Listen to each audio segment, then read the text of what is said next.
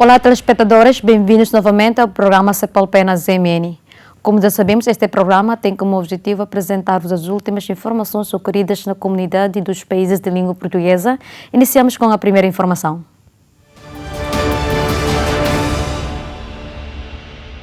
No sul de Angola, região assolada por secas severas, milhares de pessoas enfrentam graves situações de desnutrição. As escolas de campo tentam aliviar através da introdução de melhorias na produção agrícola. 50 mil quase, então isso tem ajudado. No sul de Angola, região assolada por secas cíclicas e cada vez mais severas, milhares de pessoas enfrentam graves situações de desnutrição que as escolas de campo tentam aliviar, introduzindo melhorias na produção agrícola. A ECA Tuepuila, fundada em 2021 e apoiada pelo Programa Fortalecimento da Resiliência e Segurança Alimentar e Nutricional em Angola, o FRESAN, é uma delas. O objetivo do governo angolano é baixar e diminuir a fome. Então, com o compasso, com as sementes melhoradas, com tubérculos que são resistentes à seca. Então, esta coisa com a incorporação dos restauros no solo, cobertura viva ou morta, isso faça com que aumente a produção e também a área de produção. Isso resolve realmente a fome. Nos 2 hectares onde aprendem e cultivam as cerca de 25 alunas da aldeia de Chiango, a 30 km do Lubango, semearam milho, maçango e maçambala, cebola, repolho, feijão, couve e outros produtos agrícolas, usando técnicas que lhes permitirão, se tudo correr bem, dispor de alimentos todo o ano, deixando de depender apenas do gado, principal fonte de riqueza desta região. A minha maneira de cultivar também ficou diferente, porque antes eu também fazia as queimadas desnecessárias, mas agora com a escola de campo já aprendi a fazer queimadas controladas e a fazer as coberturas do solo, porque antes eu não fazia a cobertura do solo. Ainda passa-se fome. É dura mesmo aqui, a vida aqui, através mesmo da chuva, não tem como mesmo, está dura ainda. Chuva está mal desde os anos que estão a passar aqui atrás e até agora as chuvas estão muito difíceis. No total estão já implementadas 139 escolas agrícolas, abrangendo 8 mil camponeses, infraestruturas de água para consumo humano que beneficiam 20 mil agregados familiares, num total de 100 mil pessoas, e 50 hectares regados com sistemas de irrigação gota a gota com vários tipos de produção, distribuídos por 3 províncias do sul de Angola, Huila, Cunene e Namibe. O primeiro-ministro de Portugal considerou inaceitável a ideia de uma ilegalização do PCP por suposto apoio à Rússia.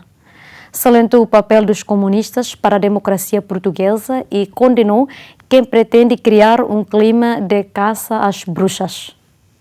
Nós temos uma postura inequívoca de apoio à Ucrânia na defesa da legalidade internacional, do seu direito à soberania, o seu direito à autodeterminação, a integridade do seu território, o direito à paz, uma condenação inequívoca daquilo que é a atividade da Rússia e a condenação absoluta da atividade da Rússia.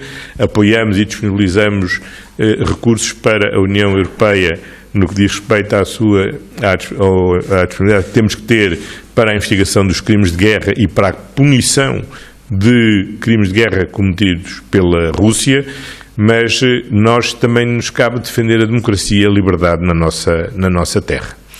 E, portanto, obviamente, não entramos em Portugal num clima de caça às bruxas e respeitamos o pluralismo próprio que resulta da vontade livre dos cidadãos portugueses de escolherem os partidos em que votam e dos partidos que têm a representação parlamentar, e todos eles nos merecem igual respeito.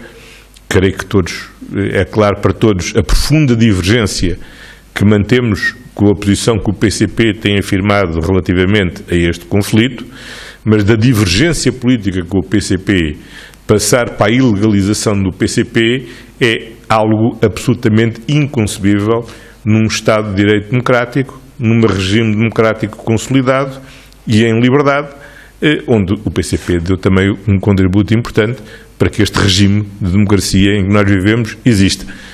O PCP tem uma posição que é diametralmente oposta da nossa. Sim, faz parte de uma democracia que os partidos políticos tenham liberdade de fixarem as suas próprias posições, das quais divergimos, mas temos que respeitar no quadro da democracia. A ministra da Defesa de Portugal afirmou que o país está a apoiar a Ucrânia à medida das suas possibilidades. E já enviou para aquele país mais de 170 toneladas de material bélico e não bélico. Vamos continuar a apoiar na medida das nossas possibilidades. Enviamos já num total de 170 toneladas de material bélico, não bélico, incluindo material médico. Continuamos a avaliar a possibilidade de manter esse apoio. Temos também disponibilidade nas instalações das Forças Armadas para acolher cerca de 40 feridos que possam vir, para acolher refugiados ucranianos numa primeira recepção, cerca de 300 lugares, e portanto vamos continuar a conversar, como tenho feito até aqui, com o meu homólogo ucraniano, no quadro de alianças mais alargadas de países que procuram articular esforços para coordenar melhor a eficácia desse trabalho de apoio. No passado, o Ministro dos Negócios Estrangeiros ucranianos pedia precisamente a Portugal mais armamento. Há disponibilidade para isso? Estamos a avaliar essas listas, logo que seja possível anunciaremos, embora naturalmente, como entendem, há sempre alguma reserva que deve manter-se relativamente ao tipo de equipamentos, aos momentos e aos envios. Queremos manter esse cuidado, digamos, para assegurar também que isto tudo se faz em segurança para os próprios ucranianos em particular. António Costa afirmou que em Kiev se encontrará com o presidente Volodymyr Zelensky. Adiantou que já há uma data acertada para o regresso do embaixador de Portugal à capital ucraniana. O primeiro-ministro ucraniano teve a oportunidade de me convidar a visitar Kiev e naturalmente aceitei, e ficou apontada uma data que oportunamente poderá ser divulgada para a concretização dessa visita e na qual será assinado o acordo de apoio financeiro de Portugal no âmbito do programa do Fundo Monetário Internacional de apoio à Ucrânia. Sim, ficou acertada a data, será divulgada no momento que for considerado oportuno e incluirá não só reuniões com o primeiro-ministro Denis Shmyhal, mas também com o presidente Volodymyr Zelensky, mas sobretudo traduzir-se-á na assinatura de um acordo concreto para um apoio financeiro significativo no quadro daquilo que são as solicitações que o governo ucraniano nos dirigiu para apoiar via Fundo Monetário Internacional o financiamento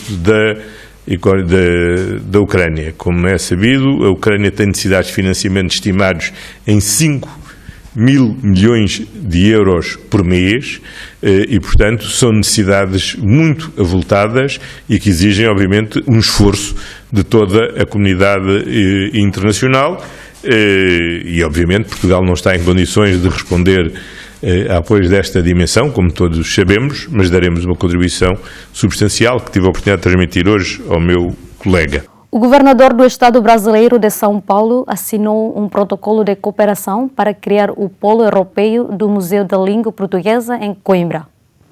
Nós estamos celebrando a Semana da Língua Portuguesa com duas importantes iniciativas. A primeira delas, a iniciativa do Museu da Língua Portuguesa de São Paulo, com a cidade de Coimbra, lá em Portugal, onde nós, através de um protocolo de intenção assinado hoje, vamos estabelecer um novo polo do Museu da Língua Portuguesa para a comunidade europeia, lá em Portugal, na cidade de Coimbra. E também estamos celebrando com a exposição de José Saramago, grande escritor da língua portuguesa, prêmio Nobel, e que nos inspira com a sua literatura instigante e questionadora. Como tantos outros, José Saramago pudo haber emigrado a Brasil. Como tantos otros intelectuales, otros trabajadores, la hipótesis de Brasil siempre estuvo presente de alguna manera, también siempre se fue realizando. En el fragmento de la carta que les he leído y que forma parte de un libro que en breve aparecerá en Brasil, Saramago, Os seus nomes, el autor expresa su deseo de venir de emigrar a Brasil. No lo cumplió, pero más tarde puso la península ibérica a navegar hasta esta orilla del Atlántico. Él no pudo venir por las dificultades de su vida personal, pero sí pudo venir su país, su tierra, toda ella navegando sin pretensiones coloniales, con el firme deseo del encuentro entre iguales que se respetan porque se conocen. Ese era el sueño de José Saramago. O presidente da Assembleia da República de Portugal, Augusto Santos Silva, terminou uma visita ao Brasil. Durante a sua visita, homenageou José Saramago no Museu de Língua Portuguesa. A língua portuguesa é a língua que resulta do trabalho, por exemplo, do brasileiro Carlos Drummond de Andrade, ou do português José Saramago, ou do angolano Luandino Vieira, ou do moçambicano Biacoto, ou da São Tomense Alda Espírito Santo, ou do cabo-verdiano Germano Almeida, ou do timorense Luís Cardoso, ou, e sobretudo, se me permitem, porque foi talvez o líder político que melhor percebeu o valor da língua portuguesa no mundo pós-colonial porque lutou, o guineense Amílcar Cabral. Porque Amílcar Cabral disse que, por decisão livre e soberana de povos enfim livres, o português podia ser valorizado e usado como o seu património comum. E eu acho que a Cecília Meirelles gostaria de ter ouvido isto, porque se as palavras voam, se as palavras voarem em conjunto, esse conjunto que formamos nós, os países de língua portuguesa, os seus escritores, as suas populações, as suas pessoas, se as palavras voarem junto, elas voam mais longe. A terceira edição do Dia Internacional da Língua Portuguesa é assinalada através de 135 ações em 50 países. Angola e o Brasil assumem os principais destaques. Posso-vos dizer que neste momento temos 135 ações registadas em todo o mundo, em 50 países, Dia Mundial da Língua Portuguesa. Fico muito contente porque boa parte delas são em cooperação com os outros países da CPLP que existem ou que estão acreditados enquanto embaixadas ou consulados ou representações desses países.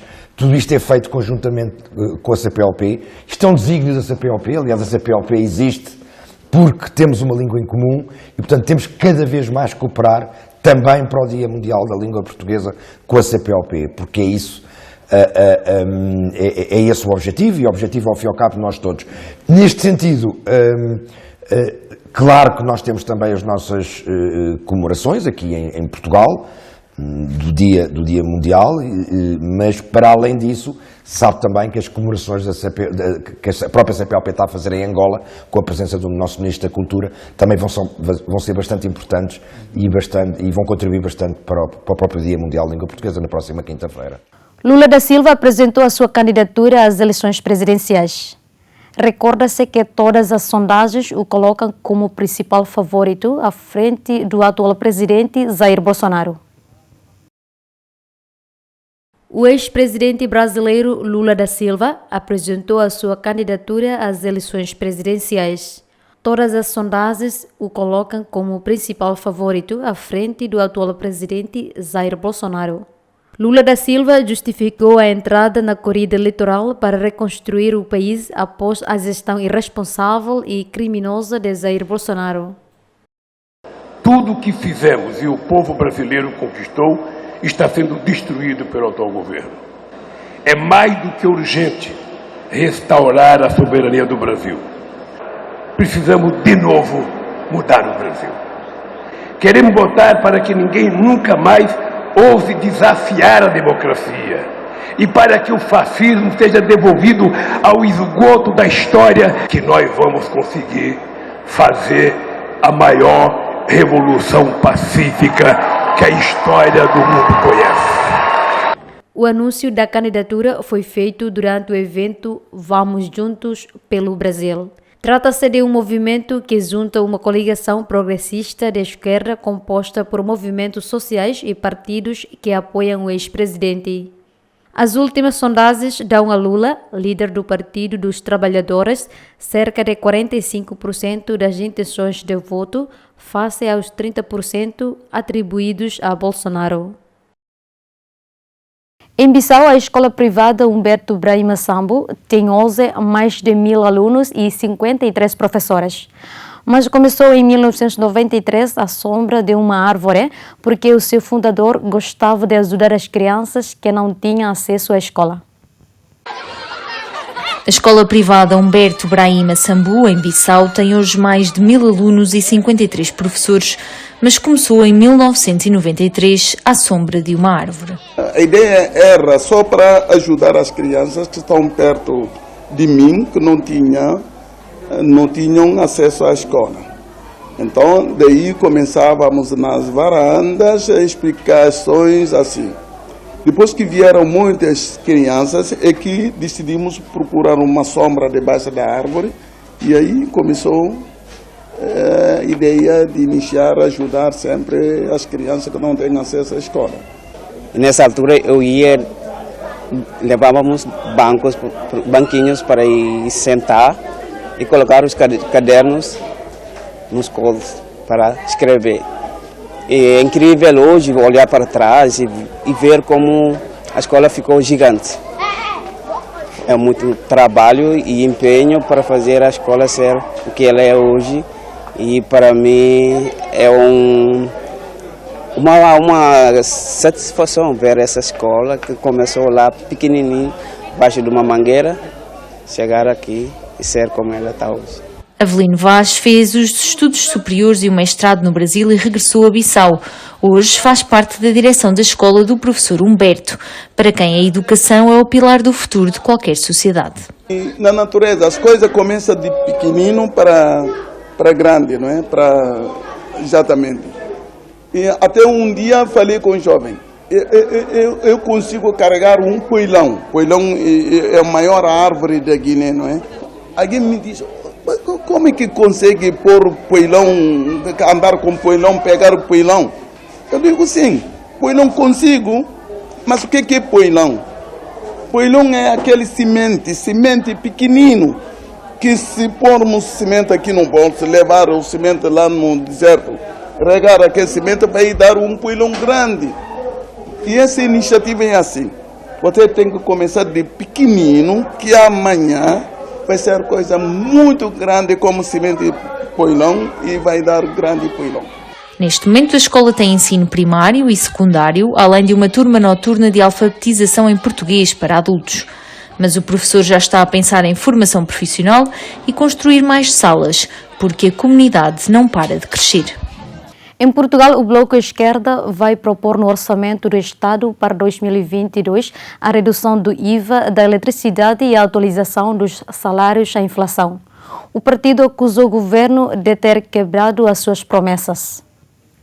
Há um conjunto de propostas alternativas que podemos concretizar já no Orçamento do Estado. Nomeadamente a tributação de lucros extraordinários, a redução do IVA da eletricidade, a questão dos transportes públicos e sobretudo do preço dos transportes públicos vai ter propostas orçamentais, assim como a atualização de salários e rendimentos em linha com a inflação. E, portanto, todas estas medidas terão tradução no Orçamento do Estado. Há algumas medidas de caráter setorial, como a limitação de margens e a limitação de preços, que mais dificilmente podem encontrar uma tradução orçamental, que implicam legislação própria e uma atuação do Governo para compreender que margens é que existem em que setores e para limitar essas margens.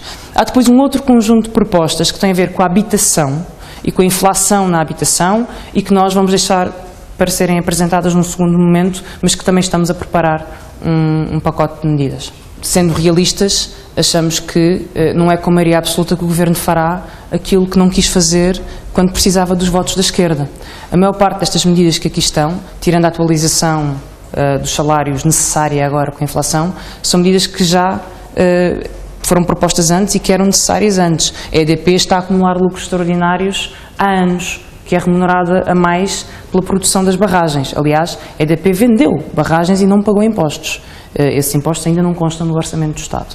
E por isso nós sabemos que a abertura do Governo para medidas que ponham em causa os interesses das grandes empresas de energia que têm muito poder no país, como a Galp ou a EDP, ou mesmo para aumentar salários, é muito reduzida.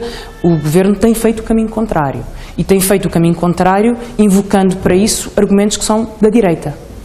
E é por isso também que o PSD tem tanta dificuldade em fazer este debate político. Porque os argumentos que o Governo tem utilizado são argumentos historicamente encontrados à direita, que é a insistência na não atualização de salários, a insistência em não tributar extraordinariamente os lucros das grandes empresas. O que nós esperamos é que possa haver também uma movimentação social e uma exigência social destas medidas de justiça básica que possam levar o Governo a reconsiderar algumas destas propostas. O BPI de Portugal registrou um lucro de 49 milhões de euros no primeiro trimestre do ano.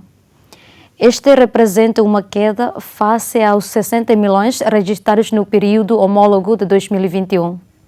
Nós tivemos um lucro líquido de 28 milhões de euros, que compara com 54 milhões do mesmo período do ano passado, e eu já vou explicar exatamente o descascar deste mesmo resultado, mas é essencialmente explicado porque no mesmo período do ano passado nós tivemos um ganho extraordinário, como na altura explicámos, pela venda de uma carteira de créditos não produtivos de 23 milhões de euros, o que se somássemos os dois items, como vão ver mais à frente, teríamos mantido o resultado. O lucro líquido consolidado de 49 milhões de euros versus 60 milhões, uma vez que também no campo africano houve um crescimento maior dos resultados, no contributo para os resultados do que tinha sido no ano passado, daí compensar em parte a queda dos resultados que verificámos na atividade doméstica. E a passar diretamente então para a explicação dos resultados líquidos. Por isso, relativamente a esta diferença, ela essencialmente deve-se, pelo lado positivo, um aumento do produto bancário comercial. Como eu já tinha falado, uma variação nas amortizações, 3 milhões de euros, mas tem a ver muito com o investimento que estamos a fazer em toda a transformação que o banco tem vindo a acelerar. As imparidades de crédito são as normais para o período, mas depois tivemos uma diferença significativa versus o ano passado de 27 milhões de euros, uma vez que na altura tínhamos tido um ganho extraordinário de 23 milhões de euros. Relativamente, como o resultado é ligeiramente mais baixo, os impostos também são ligeiramente mais baixos, o que dá uma diferença de 26 milhões de euros de um ano para o outro, que dá uma rentabilidade dos capitais próprios sem IRB e obviamente sem otimização de capital de 5,7%. Em Portugal, o Centro Local de Apoio à Integração de Imigrantes de Odmira foi criado há 8 anos. É hoje a primeira linha de apoio para quem chega do estrangeiro para trabalhar, sobretudo na agricultura. O Centro Local de Apoio à Integração de Migrantes de Odmira foi criado em 2014 para dar resposta às necessidades de quem chegava a este concelho do distrito de Beja para trabalhar, sobretudo nas explorações agrícolas da região. Uma resposta gerida pela cooperativa Taipa, que está hoje na primeira linha de apoio a estes cidadãos.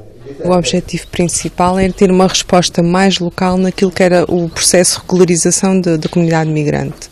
Porque se não existisse uma resposta no Concelho de Odmira com a dimensão que já tínhamos aqui de grandes residentes que estavam constantemente a chegar, sobretudo na época alta da produção agrícola, teriam que se dirigir eventualmente ao Beja ou ao Faro, ou seja, não havia uma resposta de proximidade para a resolução destas situações.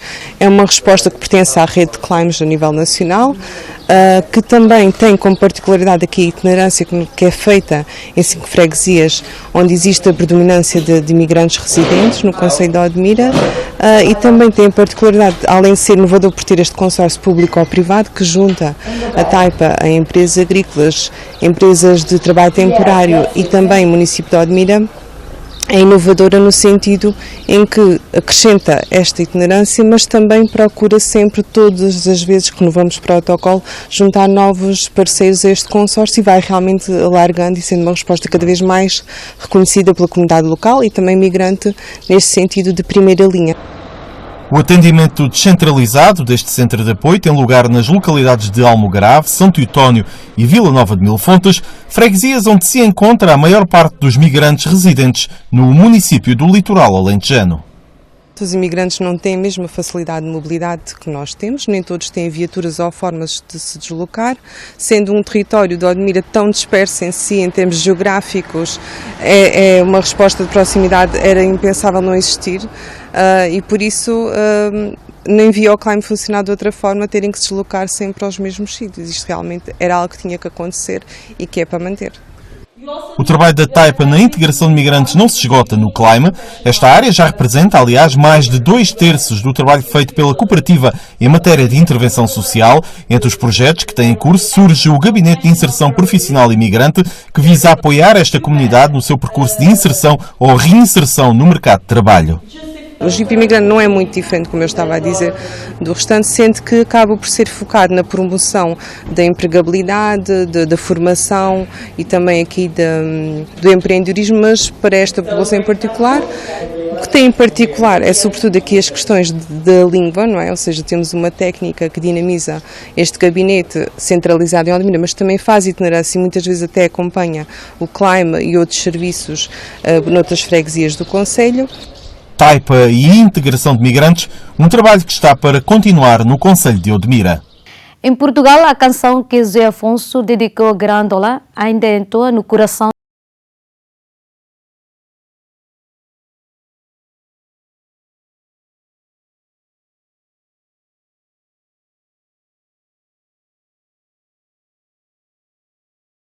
Revolução do 25 de Abril de 1974.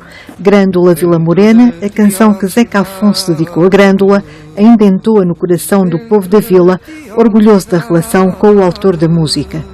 O poema de Grândola Vila Morena foi escrito por José Afonso em maio de 1964, depois de um espetáculo que encheu o salão da Sociedade Filarmónica Fraternidade Operária Grandolense, sob o olhar atento da Polícia de Segurança Pública. Zeca Afonso aqui em Grândola, quando foi convidado a vir aqui às comemorações do maio, do aniversário da coletividade, que eu conheci aqui pessoalmente.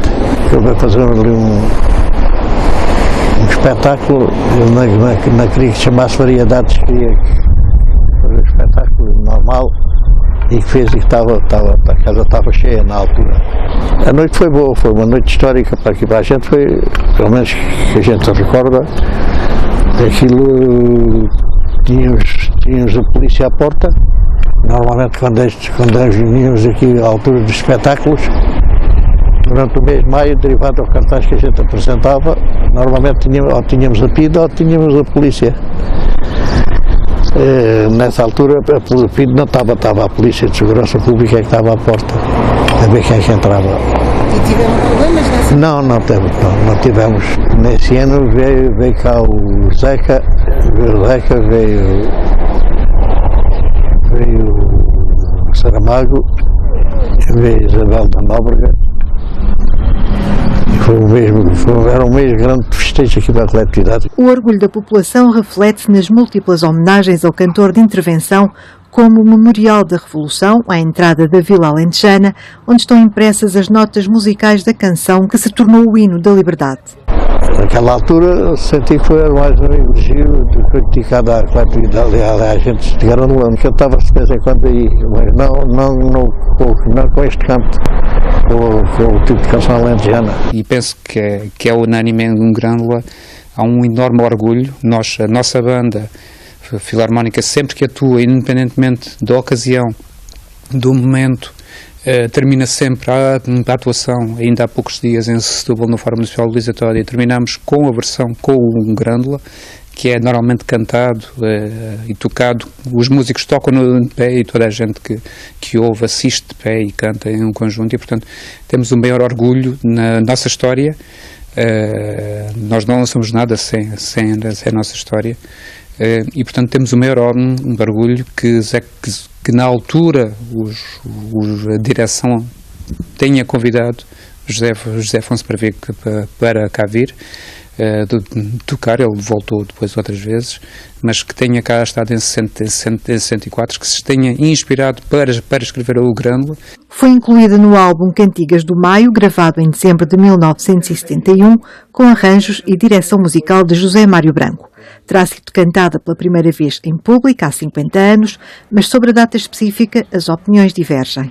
no livro Cantares de José Afonso, cai essa estrofe: o capital da cortesia, não se teme de oferecer quem for a grande dia, muita coisa há de trazer. Depois é acoplada uma nova estrofe, que é o À Sombra de uma Azinheira, que se inicia com o verso À Sombra de uma Azinheira, e em 71, em França, entre outubro e novembro de 71, quando é gravada como canção, é José Mário Branco que sugere a José Afonso que essas 3 estrofes se transformem em 6 e que deve ser cantada repetindo inversamente a ordem dos versos. Diria que há várias narrativas que o envolvem, porque a versão oficial, e é que o próprio José Afonso afirma já na década de 80 à revista Tempo, que cantou a Grândola pela primeira vez na Galiza. Este espetáculo é em 10 de maio de 72, na Faculdade de Ciências Económicas de Santiago de Compostela, porém José Afonso regressa à Sociedade Musical Fraternidade Operária Grandolense em abril de 72, em 15 de abril de 72, para participar numa inauguração de uma exposição que é dedicada ao Alves Redolo